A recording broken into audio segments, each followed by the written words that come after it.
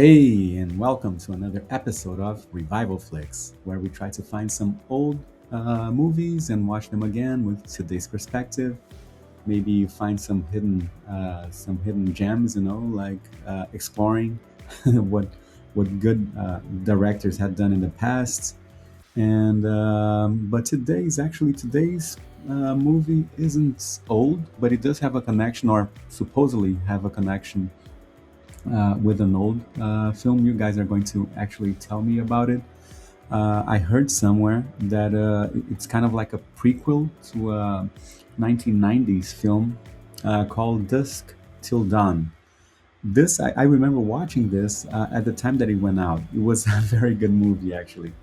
I'm even going to explore a bit what's the rating in IMDb, but let's first talk about the movie that we're going to actually review today, which is Sinners. So this film has been having actually quite a buzz. So I wasn't so interested in watching it. However, because of of all the buzz it was getting and the traction and so on, I thought, well, the I guess there won't be any way out. I mean, I was even looking at a list. I think it was in IMDb, was like the most watched films in 2025. Some of those kind of retrospective, pieces that they do and so on. So this was on the list. I was going down the list to see if I had watched all of the movies, but actually I had watched most of the movies that were there, but this one I hadn't. So I thought, oh, okay, so let me check it out and see if the bus is really worth it. So I'm going to start actually by the data. So 2025. So this one is probably going into the weird ones category, since it's since it's a very new movie. In IMDb, it has a rating of not five, sorry, 7.5, which I thought it was high, especially for a horror film. That also kind of like convinced me, like to give it a chance and so on. So yeah, I watched it, and actually, I have a few thoughts about it. Maybe it's not going to be popular, but I'm going to get into that later. Let's talk about the director. So the director, Ryan Coogler. I hadn't heard about him ever. Then I kind of like went through his IMDb page, and actually he he actually did some, I would say, good movies. I mean, Creed, I watched, I liked it a lot. Black Panther, I didn't watch it yet, but of course it was a huge success and critics loved it. So yeah, so I think it's maybe a director that I should watch some other stuff of his. One of his films that caught my attention was Fruitvale Station. I'm not sure if that's how you pronounce it. Fruitvale Station or something like that. Anyway, 2013 was also with Michael B. Jordan, which stars on this film, Sinners. He was also starring in Black Panther. So I immediately realized that they do a few partnerships. That was interesting. So this film from 2013, which I put on my list that I'm gonna watch and maybe review it here, it has an IMDb rating of 7.5 also. So I really was interested in it. I mean, there were other films that he had done, but kind of like more, probably more towards a drama genres, which is not like my favorite, at least.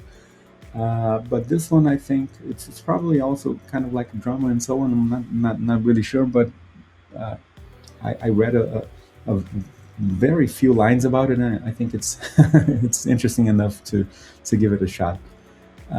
So yeah, so the actors, as I mentioned, Michael B. Jordan, he was in Creed, he was in Black Panther. I'm gonna talk about his performance here later on. So then we had Delroy. These are I wasn't. I mean, not even Michael B. Jordan. I wasn't familiar with his name. I just just mentioning because of research and so on. But anyway, there were other familiar faces like Delroy Lindo, but I didn't know him by name. Omar Benson Miller and Andran Ward Hammond. So these are all familiar faces. For sure, anyone like that watches a lot of movies came across those actors at some point. Delroy Lindo actually, moreover, on the TV series is where I remember him mostly from. But he also did, like secondary parts here and there and so on. So he was already a familiar face.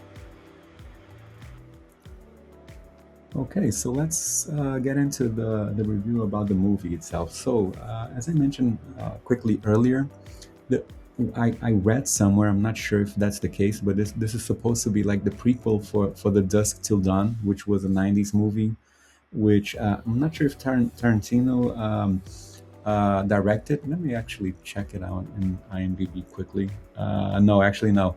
Director was Robert Rodriguez, but Tarantino was in the film alongside with George Clooney. So I heard that this was the prequel. Sinners was the prequel of that film. I thought it was actually a very like late, late done prequel. I mean, the film is like from 1996. So and then this out of nowhere comes out. I thought it was well at least funny. But anyway, uh, I'm going to start by the main I would say the main positive note about this film. So this film, it's of course a horror film, right? So as any horror film, it starts trying to put you like in a mood that is like, oh, okay, so everything goes well, life is beautiful, and everything's fine, and people are happy, and so on, right? So that's kind of like the main structure of a classical, at least, horror film, right? This one follows the same line. However, it did really a very good job on setting up that initial atmosphere. So you get kind of like thrown off, about the film. Because it takes such a long time to actually like bad things start to happen that you think, oh, okay, so maybe this isn't what I was expecting. Maybe some has some other angle and so on. But I'm not saying that it was badly done. I'm saying that it was actually good. It really kind of like tried to build up the characters and the backstory about it and so on. In a solid way, and it had like these beautiful images and so on. So I thought that it was greatly done up until that.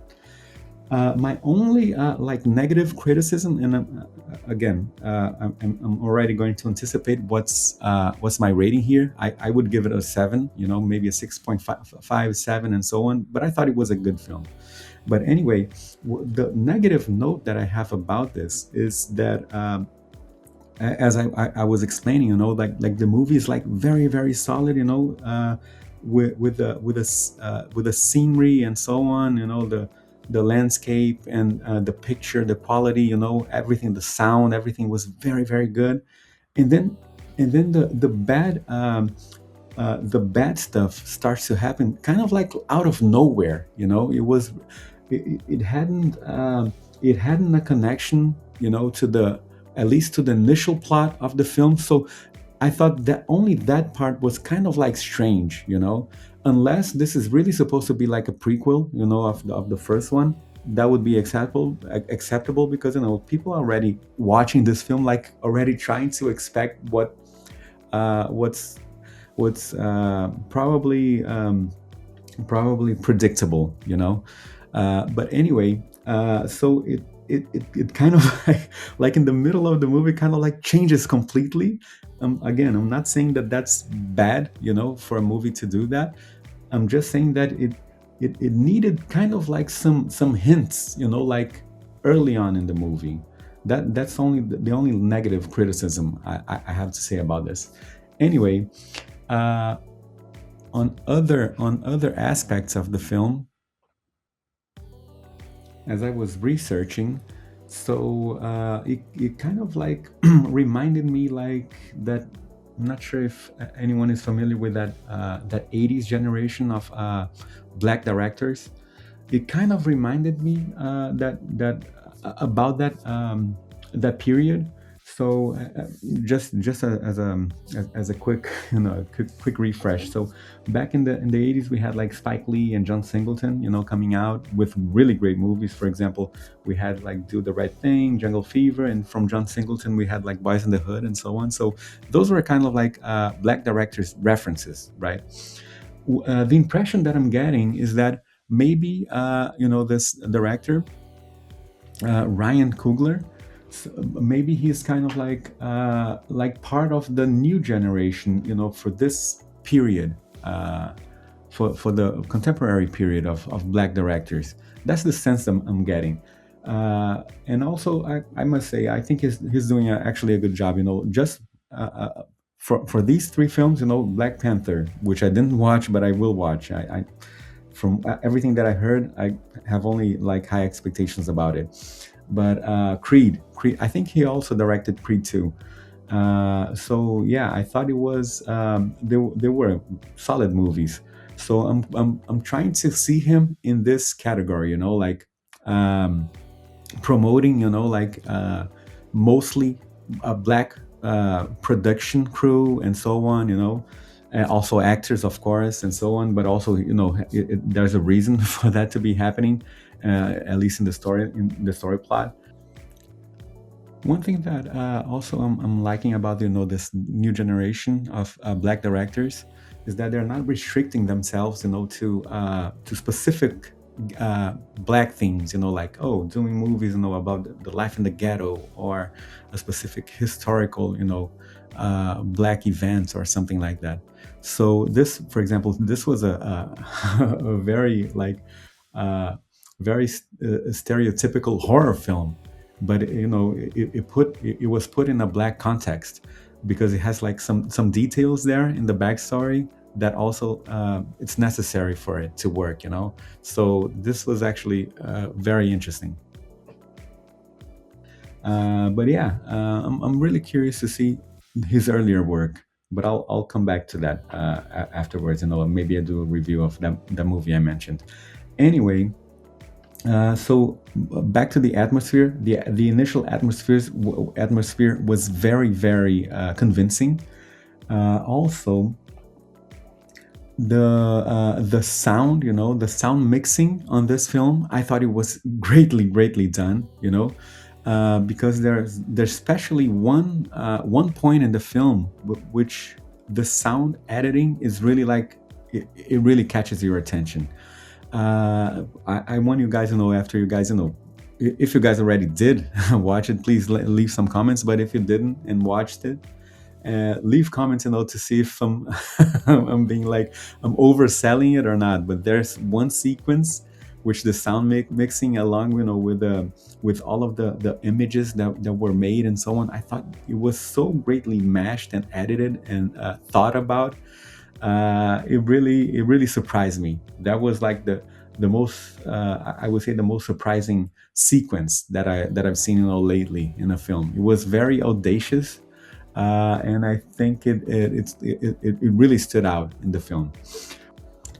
I also read somewhere, I think it was in IMDb, that I'm not sure if the sound or the score was actually recorded in the set. So as crazy as it may sound, as soon as you watch the film and know what I'm talking about, and that was impressive, actually, very impressive, if that's true, right?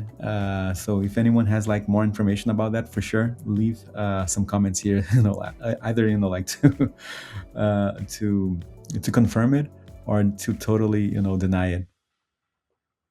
What another detail that also stood out for me were the secondary actors. So the secondary actors, for me, they all were great. The Michael B. Jordan, and he plays like the lead here in the film. I'm not like a huge fan of his yet. I mean, I didn't watch so many stuff from him. I did like him in Creed. I thought he did a really good job in Creed.